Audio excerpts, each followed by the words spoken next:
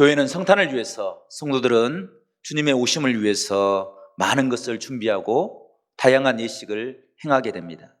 교회는 가장 먼저 대림절을 선포하고 그 의미를 묵상하고 성탄절과 함께 5번 대림절에 예배를 드립니다. 성탄절 계절이 왔음을 세상에 알리기 위해서 성탄 트리를 세우고 교회를 화려하게 장식합니다. 이렇게 화려하게 장식하는 것은 단지 교회를 예쁘게 꾸미기 위해서가 아닙니다. 주님의 오심이 우리 성도들과 교회만의 축제가 아니기 때문입니다. 성탄의 기쁨은 온 인류를 향한 하나님의 구원의 소식입니다.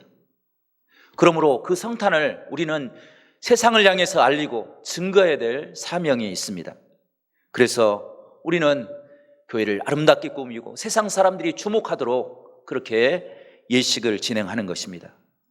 그뿐 아니라 우리는 성탄을 통해서 이 땅에 힘들고 어려운 사람들을 돌아보고 주님이 베푸셨던 그 사랑의 은혜를 나누기 위해서 함께 헌신하고 베푸는 귀한 시간을 갖게 되는 것입니다. 성도 여러분, 여러분들은 성탄을 준비하며 예식에 참여하는 동안 성탄의 의미를 가장 내 마음에 합당하게 깨닫게 하는 예식들이 무엇인가 고민해 보았습니까?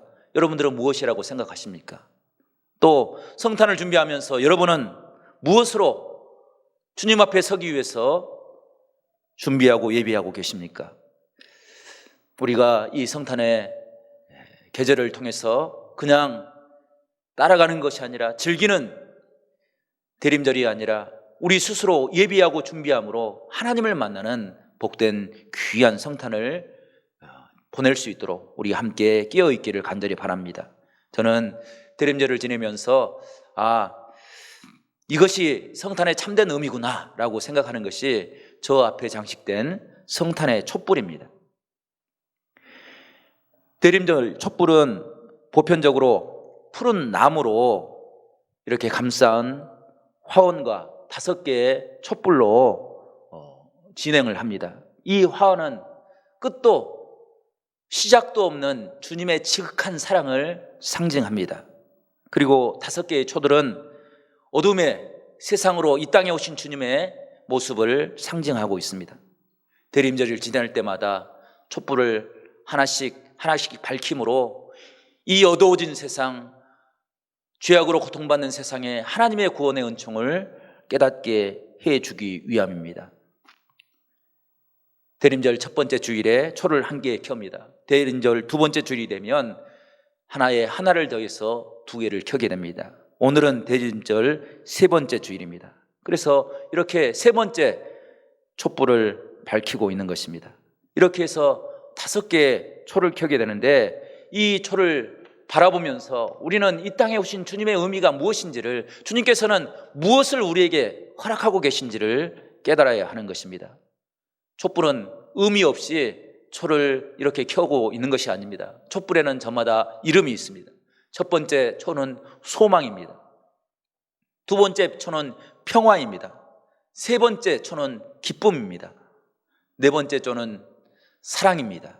마지막 5번째 초는 아기 예수님의 촛불이라 이렇게 이야기하고 있습니다.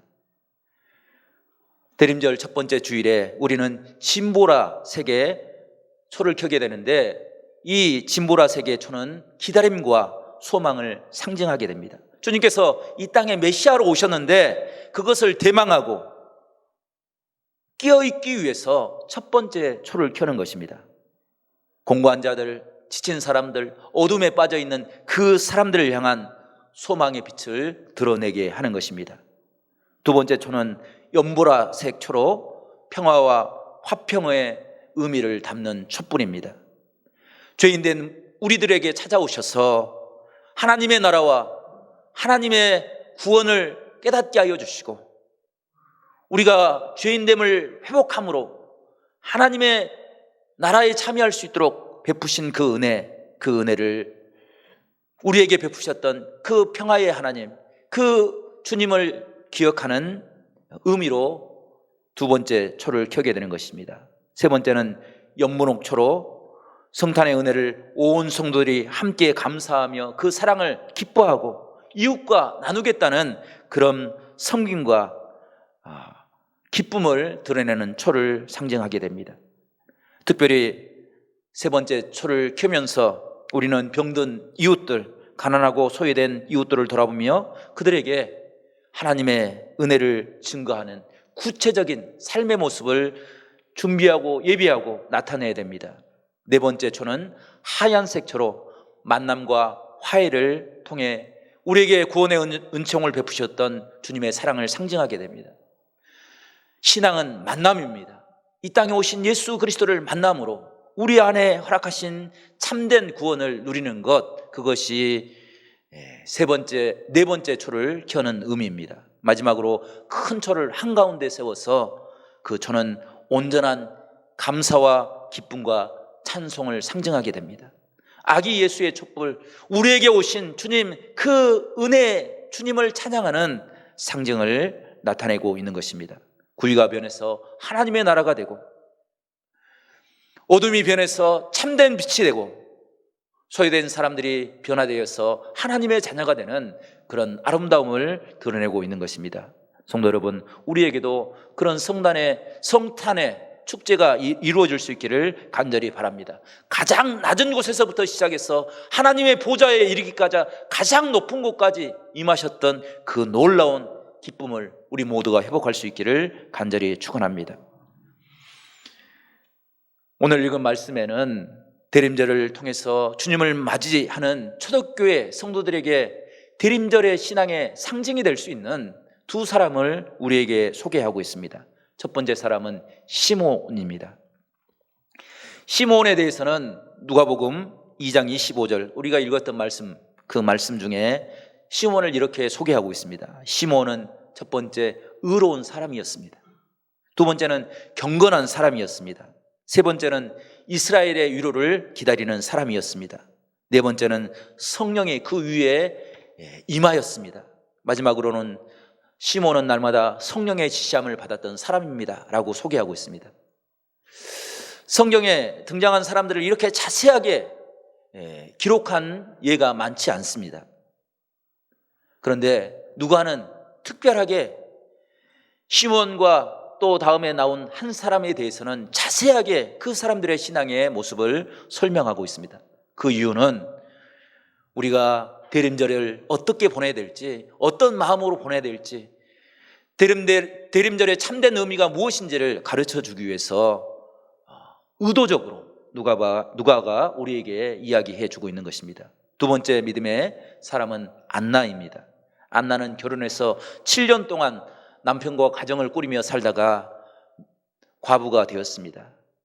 그리고 주님을 만날 때 84세가 되도록 성전에서 하나님의 은혜를 떠나지 아니하고 주야로 기도하며 금식하며 하나님 앞에 섰습니다. 그래서 사람들은 안나를 선지자라 불렀습니다. 이 두 사람은 초대교회뿐 아니라 믿음 안에서 주님을 기다리는 모든 사람들에게 우리가 대림절을 어떻게 지내야 될지, 주님의 오심을 어떻게 예비할지를 깨닫게 하는 신앙의 표적이 되는 귀한 믿음의 사람들입니다. 성도 여러분, 우리도 시몬과 안나처럼 이 땅에 오실 주님을 깨닫고 만남으로 참된 자유와 평화와 기쁨과 사랑과 회복의 은총을 우리 모두가 만나고 회복할 수 있기를 간절히 축원합니다. 성도 여러분, 믿음의 사람인 안나와 시몬이 보내주었던 성탄을 맞는 지혜는 무엇입니까? 첫 번째, 안나와 시몬은 성탄이 하나님의 큰 위로라는 사실을 깨달았습니다. 그리고 그 위로를 경험하기 위해서 믿음의 자리를 떠나지 아니하고 자리를 지킴으로 하나님의 은혜를 깨닫는 복된 믿음의 사람이 되었습니다. 성도 여러분, 우리도 이 대림절에 하나님이 이 땅에 오신, 그래서 우리에게 참된 위로가 되셨던 그 믿음을 우리 모두가 회복할 수 있기를 간절히 바랍니다. 그 위로를 깨닫기 위해서 믿음의 자리를 떠나지 아니하고 예배의 자리를 떠나지 아니하고 기도와 찬양의 자리를 떠나지 아니하고 주의 성전에 나와서 날마다 주 앞에 예배하는 복된 역사가 있기를 간절히 축원합니다. 안나 선지자는 84세가 되도록 주의 성전에 머물러 있었습니다. 결혼을 몇 살 했는지 정확하게 기록되어 있지 않지만 신학자들이나 대략적인 추정을 보게 되면 거의 60년 이상을 주의 성전에 머물렀다, 이렇게 예측을 합니다. 오랜 시간 동안 주님의 오심을 바라보면서 주님의 은혜를 기억하면서 믿음의 자리를 지키고 기도의 자리를 지키고 하나님의 은혜를 소망하였습니다. 뿐만 아니라 시므온도 29절 말씀 보게 되면 종을 평안히 놓아주시는도다, 이 고백은 26절 성령의 약속에 기인하고 있습니다. 성령이 시몬에게 이야기했습니다. 너가 그리스도를 보기 전에 죽지 아니할 것이다. 그런데 그의 나이가 연로하도록 아무런 징조가 보이지 않았습니다. 주의 오심이 드러나야 되는데 하나님을 만날 그 시간이 가까워오도록 그에게 주님의 은혜가 임하지 않았습니다. 그런데 이제 주님을 만나게 된 것입니다. 그래서 하나님을 향해서 이렇게 기도합니다. 주님, 이제 모든 것을 다 이루었으니, 모든 것을 깨닫게 되었으니 나를 평안히 잠들게 해달라고 감사의 기도를 드리고 있는 것입니다. 이것이 우리가 성탄을, 대림절을 지키는 그런 신앙의 근본이고 뿌리가 되는 것입니다. 성도 여러분, 대림절의 뿌리는 기다림의 정신이고 믿음의 자리를 지키는 것입니다. 안나와 시몬이 메시아를 만나기 위해서 믿음의 자리를 지키고 하나님의 은혜를 소망했던 것처럼 우리도 그런 삶을 살아갈 수 있기를 간절히 축원합니다. 특별히 코로나 상황 가운데 여러 가지 어려움의 모습들이 있습니다. 염려되는 것, 걱정되는 것들이 있습니다. 경제적으로, 현실적으로 많은 어려움들이 있습니다. 그럼에도 불구하고 우리가 그것 때문에 믿음의 자리를 포기하지 않고 그것 때문에 오히려 믿음의 자리를 든든히 지켜나갈 수 있는 그런 축복의 사람들이 될 수 있기를 간절히 바랍니다. 자리를 지키는 자에게 하나님께서 은혜를 베풀어 주십니다. 주님께서 승천하시기 전에 온 제자들과 주님을 따르는 백성들에게 약속을 하고 선포를 합니다. 예루살렘을 떠나지 아니하고 주님의 성령의 오심을 기다리면, 그 성령이 임하게 되면 너희가 권능을 입어서 예루살렘과 온 유대와 사마리아와 땅끝까지 이르러 네 증인이 될 것이다. 주님의 능력을 경험할 것이다 말씀하셨습니다. 구약을 보게 되면 모세의 후계자로 지목된 여호수아는 모세와 비교하면 너무나도 부족하고 보잘것이 없는 사람이었습니다. 그럼에도 불구하고 여호수아는 모세보다 더 큰 능력을 행하였습니다. 모세가 평생토록 꿈꾸었던 가나안 땅, 그 땅을 정복하기를 소망했는데 모세는 그 꿈을 이루지 못했습니다. 그 꿈을 이루었던 사람은 여호수아입니다. 너무나도 부족하고 나약한 것처럼 보였던 그 여호수아가 그 꿈을 이룰 수 있었던 신앙의 비결은 출애굽기 33장 11절 하반절에 기록되고 있는데 이렇게 기록하고 있습니다. 눈의 아들 여호수아, 눈의 아들 젊은 수종자 여호수아는 회막을 떠나지 아니하니라 라고 기록하고 있습니다. 성도 여러분, 회막은 하나님께서 모세를 만나 주셨던 곳입니다. 하나님의 뜻을 증거했던 곳입니다. 하나님의 은혜가 나타났던 곳입니다. 그래서 모세는 날마다 회막에서 하나님과 대화하고 하나님과 말씀을 나눴습니다. 마치 친구와 같은 관계를 유지했습니다. 그럼에도 불구하고 모세는 때가 되면 자기 처소로 돌아갔습니다. 그런데 여호수아만큼은 그 성막을 떠나지 아니하고 자신의 부족함과 자신의 어리석음을 알기에 하나님의 은혜를 구하고 하나님의 뜻을 깨닫기 위해서 노력했습니다. 그것이 여호수아가 되게 했던 믿음의 능력이 되었습니다. 이것이 자리를 지키는 신앙인의 힘이라 말씀할 수 있는 것입니다. 성도 여러분, 대림절을 통해서 우리가 회복해야 될 그 신앙의 모습을 온전하게 회복하기 위해서 방황하는 삶이 아니라 자리를 지키고 하나님의 은혜를 소망하는 복된 귀한 사람들이 될 수 있기를 간절히 바랍니다. 자리를 떠나버리면 우리 자신도 신앙도 지킬 수가 없습니다. 자리를 굳건히 지키면 시몬과 안나와 같이 메시아를 만나는 복된 귀한 은혜가 우리 가운데 임할 줄로 믿습니다. 꼼짝할 수 없는 내게 오셔서라는 책이 있습니다. 이 책의 주인공은 재미교포인 윤석원 형제입니다. 그가 1991년 큰 교통사고를 당했습니다. 그래서 반신불수가 되었습니다. 목을 다쳐서 온 몸을 목에서부터 그 아래로 아무것도 움직일 수 없는 전신장애인이 되고 말았습니다. 그는 서울에서 태어났습니다. 고등학교를 졸업하고 미국으로 이민을 갔습니다. 미국으로 이민 간 이유는 그에게 꿈이 있었기 때문입니다. 선교사가 되기 위해서, 하나님의 사람이 되어서 하나님의 사명을 감당하는 그 꿈을 갖기 위해서 공부를 하기 위해서 이민을 간 것입니다.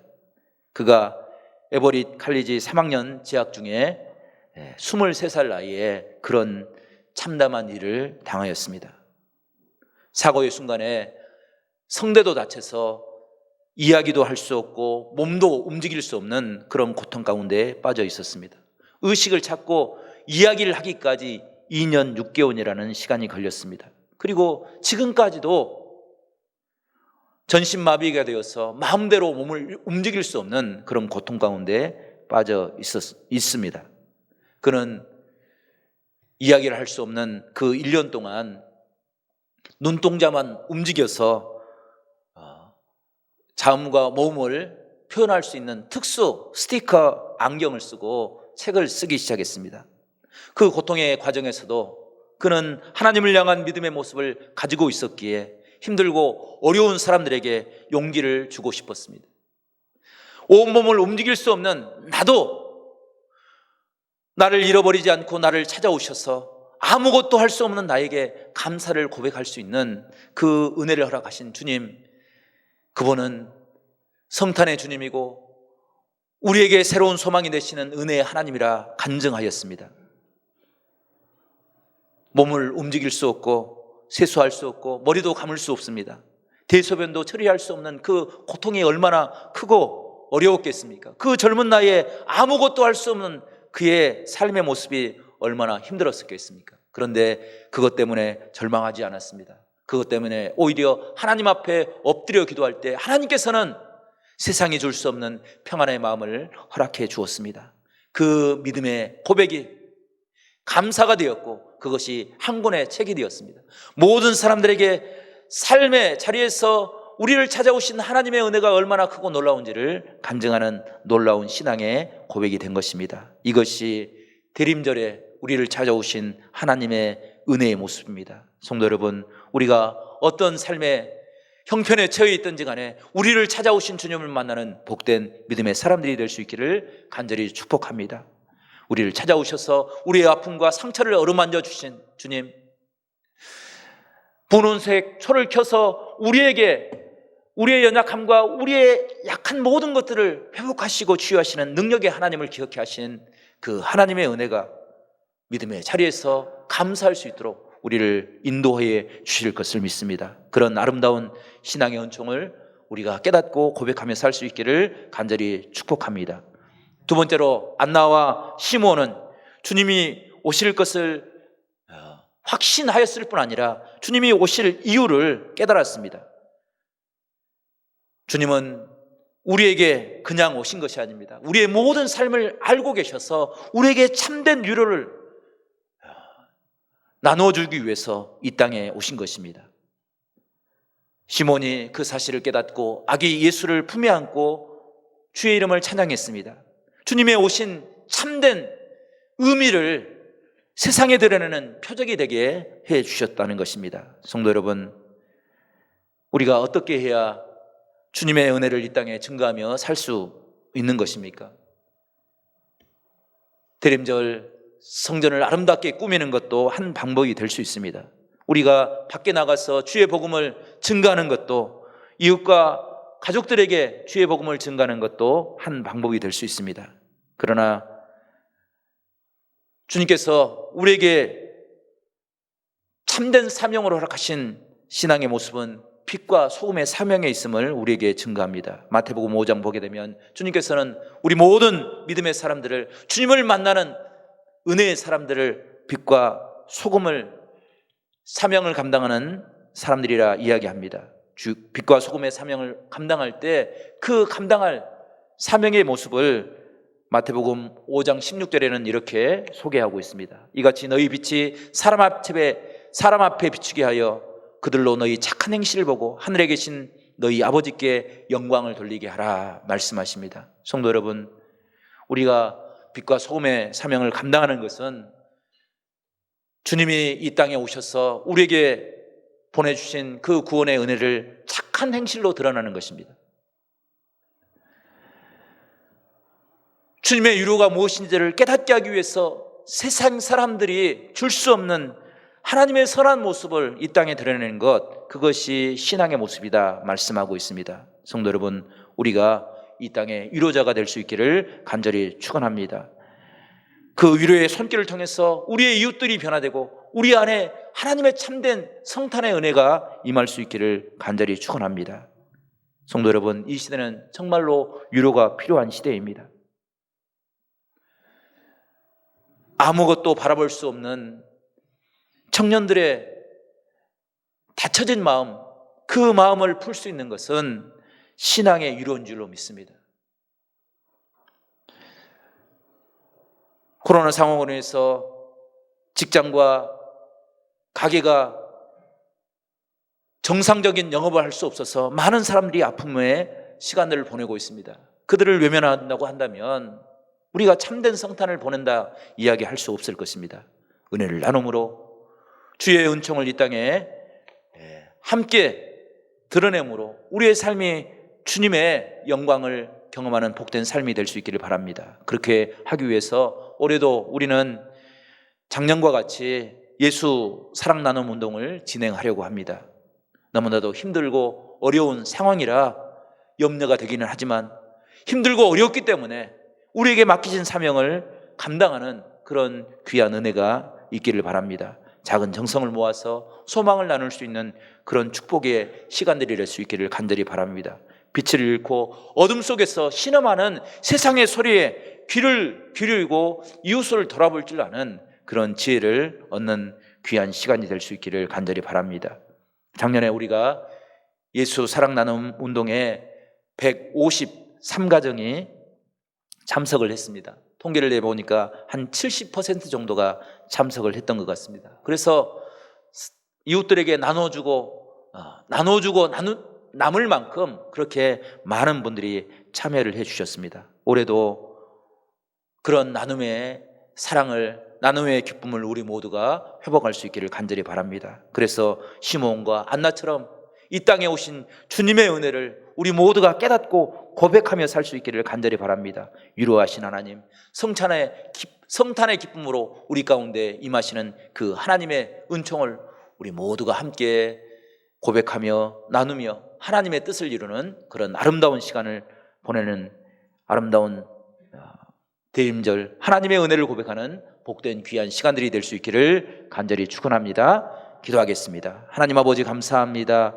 주님께서 저희를 사랑하여 주셔서 택하여 주시고 주의 선하심과 온전하신 뜻 안에서 다시 한번 성탄을 맞이할 수 있도록 도와주시니 참으로 감사합니다. 그 성탄이 그저 즐기고 많은 시간이 되지 않도록 우리 하나님께서 인도하여 주시옵소서. 주님을 사모하며 기다리며 주님을 증거하는 복된 날의 주인공이 될 수 있도록 저희를 사용하여 주시옵소서. 성탄이 주님의 오심인 것을 깨닫고 고백할 때 이 세상을 향한 하나님의 뜻이 이 땅에 이루어질 수 있도록 어둠이 물러가고 질병이 치유되고 하나님의 기적의 역사가 드러날 수 있도록 우리 하나님께서 저희를 사용하여 주시옵소서. 주님께 모든 것 감사와 영광 올려드리고 예수 그리스도의 이름으로 간절히 기도드리옵나이다. 아멘.